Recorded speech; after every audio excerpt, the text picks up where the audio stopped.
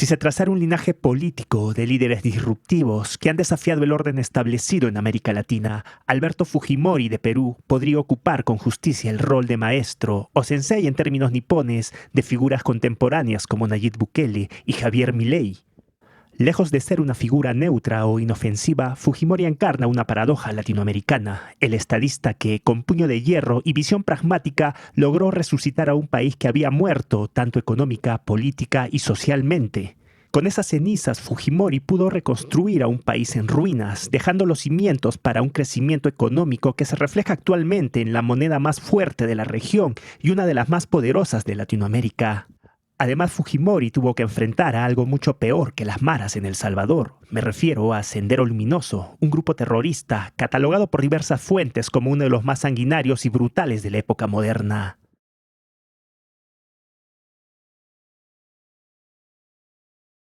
Cuando Fujimori asumió la presidencia del Perú en 1990, heredó una nación devastada por dos males mortales, la hiperinflación y el terrorismo. La economía peruana estaba técnicamente muerta, la inflación había alcanzado niveles demenciales, más del 7000% anual, y el Estado se encontraba paralizado, sin capacidad de gestión ni credibilidad internacional. El modelo económico estatista impulsado por los gobiernos de izquierda de las décadas anteriores había asfixiado la iniciativa privada y corrompido la productividad nacional.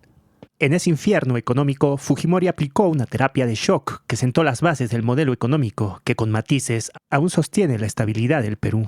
Impulsó la apertura al libre mercado, la desestatización de empresas públicas ineficientes y consolidó un banco central independiente, blindado frente a las ambiciones populistas de turno. Fue un viraje radical que salvó a millones de peruanos del hambre y la miseria.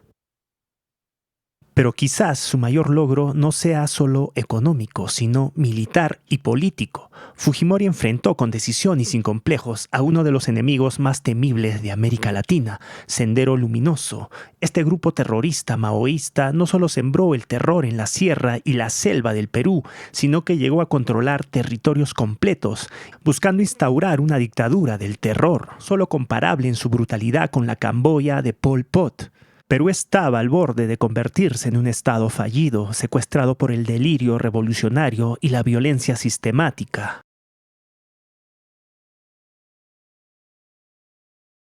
Alberto Fujimori aplicó un plan de estabilización económica radical a inicios de su gobierno en los años 90, conocido como el Fujishock, para enfrentar la hiperinflación y la crisis económica extrema heredada del gobierno de Alan García. Aquí te explico cómo lo hizo y qué métodos usó. Perú tenía una inflación de más del 7000% en 1990. El Estado estaba prácticamente en quiebra. El tipo de cambio estaba descontrolado. Había escasez de productos básicos y subsidios generalizados. Adicional a esto, el terrorismo de Sendero Luminoso agravaba el caos. Métodos y medidas usadas por Fujimori. El shock económico. Fue un ajuste económico drástico y rápido de inspiración liberal diseñado para cortar la inflación de raíz.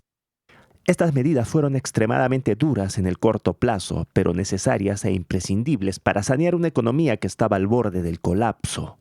El resultado inmediato fue doloroso para la población, ya que hubo una caída brutal del poder adquisitivo, pero esto detuvo en seco la hiperinflación. Independencia del Banco Central. Se reformó el Banco Central de Reserva del Perú para que sea autónomo y no emita dinero sin respaldo como lo hizo antes. Se instauró una política monetaria estricta enfocada en el control de la inflación.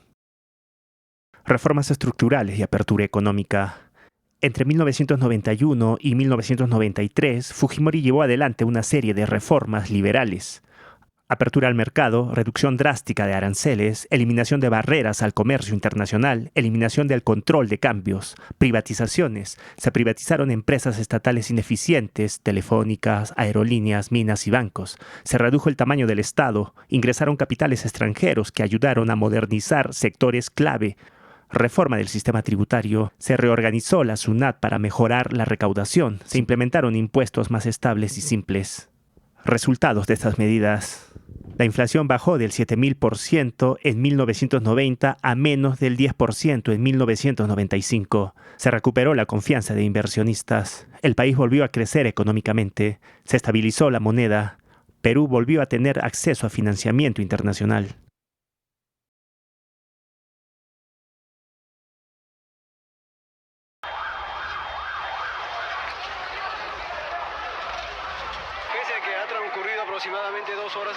epicentro del atentado, los bomberos y policías continúan removiendo escombros, como también evacuando heridos. Se calcula que hasta el momento por lo menos han sido evacuados 60 heridos, la mayoría de ellos de extrema gravedad.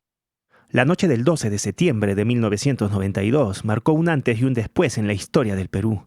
Ese día, tras años de terror sembrado por el grupo maoísta Sendero Luminoso, su líder máximo, Abimael Guzmán Reynoso, fue finalmente capturado en una operación que hoy es considerada una de las más exitosas en la historia de la inteligencia policial latinoamericana. La caída del llamado presidente Gonzalo no fue producto del azar ni de un golpe de suerte. Fue el resultado de un trabajo meticuloso, silencioso y persistente llevado a cabo por un grupo especial de inteligencia de la Dirección Nacional contra el Terrorismo, liderado por el entonces coronel Benedicto Jiménez y el general Quetín Vidal, bajo el nombre del Grupo Especial de Inteligencia del Perú, GEIN. Este equipo logró infiltrar y rastrear durante años las redes del grupo terrorista más letal del continente. A diferencia de las grandes operaciones armadas, esta fue una guerra de paciencia, vigilancia e inteligencia. El GEIN adoptó un enfoque distinto. En lugar de buscar confrontaciones abiertas, se dedicaron a observar, seguir pistas menores y construir pacientemente un rompecabezas a partir de detalles aparentemente insignificantes. El hallazgo de un departamento en un distrito de Lima llamado Surquillo, que funcionaba como una tapadera para los movimientos de la cúpula senderista, fue el primer indicio clave. Sin embargo, fue una vivienda de la calle Los Sauces en Surquillo donde la historia daría un giro decisivo. Agentes policiales encubiertos, disfrazados de mendigos, vendedores, recicladores, empezaron a notar movimientos sospechosos, incluido un camión que transportaba basura con un agente infiltrado, asignado a esa labor, logró dar con restos de medicinas para el tratamiento de la psoriasis, enfermedad que padecía el líder de la cúpula senderista. Esta pista médica, unida a una rutina meticulosamente documentada de los ocupantes del lugar, permitió deducir que el líder terrorista estaba escondido allí. Se perdió una luz en el segundo piso. Hay alguien más en la casa. El operativo fue limpio y quirúrgico. En apenas unos minutos, el GEIN ingresó al lugar y encontró a Guzmán junto a otros miembros del Comité Central de Sendero Luminoso. Sin un solo disparo, fue reducido y arrestado. La imagen de Guzmán capturado, encerrado en una jaula y vestido con traje a rayas, recorrió el mundo como un símbolo del fin de una era sangrienta. Unos piensan que es una gran derrota. Sueñan. Decimos, sigan soñando. Es simplemente un recodo, nada más. Que bien el clavo. Abimael Guzmán, capturado. Ustedes lo pueden ver ahí con el traje a rayas. ¿Pero por qué ese traje a rayas? En el Perú no se usa ese uniforme para los presos, pero como esto es tan común y se ve en las películas, pensé que era muy ilustrativo que se le presentara detrás de una reja, para indicar que finalmente Sendero estaba siendo derrotado. Hoy día la realidad es una. Los mismos contendientes de la Primera y la Segunda Guerra Mundiales están generando, están preparando la Tercera Nueva Guerra Mundial. Eso debemos saber. Y nosotros, como hijos de un país oprimido, somos parte del gobierno. No lo podemos consentir. ¡Basta ya! Después de un imperialista. Se ha dado un paso importantísimo en esta lucha contra el terrorismo. Esta captura significa el descabezamiento, quitarle el cerebro a esa cúpula. El último gran reto, la toma de la residencia del embajador, el desafío más largo del gobierno de Fujimori. Diciembre de 1996, en pleno corazón del distrito de San Isidro, una de las zonas más exclusivas de Lima, se celebraba una elegante recepción diplomática por el natalicio del emperador Akihito. Aquel 17 de diciembre, más de 600 invitados, entre ellos diplomáticos, empresarios, políticos, ministros e incluso familiares del presidente Alberto Fujimori, asistieron a la residencia oficial del embajador japonés Morihisa Aoki. Pero lo que debía ser una velada de celebración se convirtió en una pesadilla. Aproximadamente a las 8:20 de la noche, 14 miembros armados del movimiento revolucionario Tupac Amaru MRTA, liderados por Serpa Cartolini, irrumpieron violentamente en el lugar. Armados con fusiles, explosivos y una estrategia bien planificada, tomaron la residencia por asalto y capturaron a cientos de rehenes. Su objetivo era claro: forzar al gobierno peruano a liberar a más de 400 de sus camaradas encarcelados, incluidos algunos líderes históricos del movimiento. El golpe fue certero, sorpresivo y simbólicamente poderoso. El MRTA no solo atacaba al Estado peruano, sino también a uno de sus aliados estratégicos más importantes, Japón. Entre los rehenes iniciales se encontraban figuras clave como ministros de Estado, congresistas, empresarios influyentes, el hermano del embajador y miembros de la alta sociedad limeña. Incluso en las primeras horas, entre los cautivos estuvieron Rosa Fujimori, madre del presidente, y su hermana, Juana Fujimori. El gobierno encabezado por Alberto Fujimori enfrentaba ahora otro de los desafíos más complejos de su mandato. El Perú y el mundo estaban en vilo. Las cámaras de televisión transmitían en vivo la tensión y durante los primeros días las negociaciones se daban entre comunicados, liberaciones graduales y tensiones crecientes. Durante más de 120 días, 4 meses exactos, la residencia estuvo bajo el control del MRTA. Se intentó negociar, se trajeron mediadores internacionales, incluso el Comité Internacional de la Cruz Roja intervino para facilitar el diálogo. Pero mientras los ojos del país estaban sobre la fachada de la residencia, el gobierno peruano planeaba en secreto una operación sin precedentes.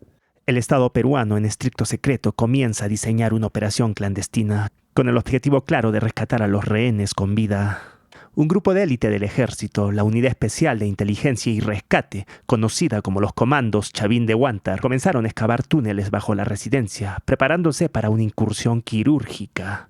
La paciencia, la planificación y la precisión militar, como en el caso de Abimael Guzmán, nuevamente serían fundamentales. Finalmente, el 22 de abril de 1997, a las 3:23 de la tarde, se ejecutó la llamada Operación Chavín de Huántar, considerada una de las más exitosas operaciones de rescate de rehenes del mundo. En tan solo 17 minutos, las fuerzas especiales ingresaron por los túneles y por la superficie, neutralizando a los 14 miembros del MRTA y liberando a 71 rehenes con vida. 2 comandos perdieron la vida, el coronel Juan Valer y el capitán Raúl Jiménez. También falleció un rehén, el magistrado Carlos Giusti. La operación fue un punto de inflexión. Fujimori, que había asumido personalmente la supervisión de la estrategia, fue ampliamente elogiado por su liderazgo y determinación. Para muchos fue el momento cumbre de su gobierno, el acto que consolidó su imagen de hombre fuerte y decidido. Y para seguir luchando y seguir dominando a los terroristas. No vamos a ceder frente al chantaje terrorista. Lo prometí y lo cumplí.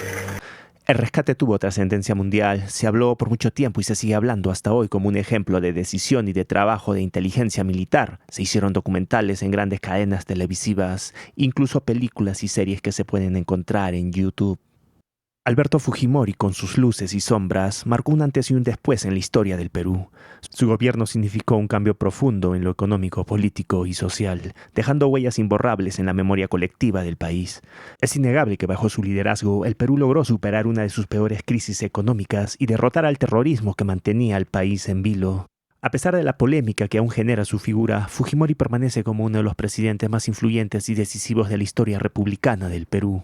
Quiero cerrar este video agradeciendo a los suscriptores y a aquellos que se vienen sumando a este canal en crecimiento. No es fácil crear contenido sin el apoyo de ustedes. Es por eso que les pido encarecidamente dejar un comentario y un like a este video manifestando tus impresiones. Incluso las críticas serán bienvenidas en este canal. También quiero recordarles que me sigan en Instagram. Búsquenme como Soldado Cultural.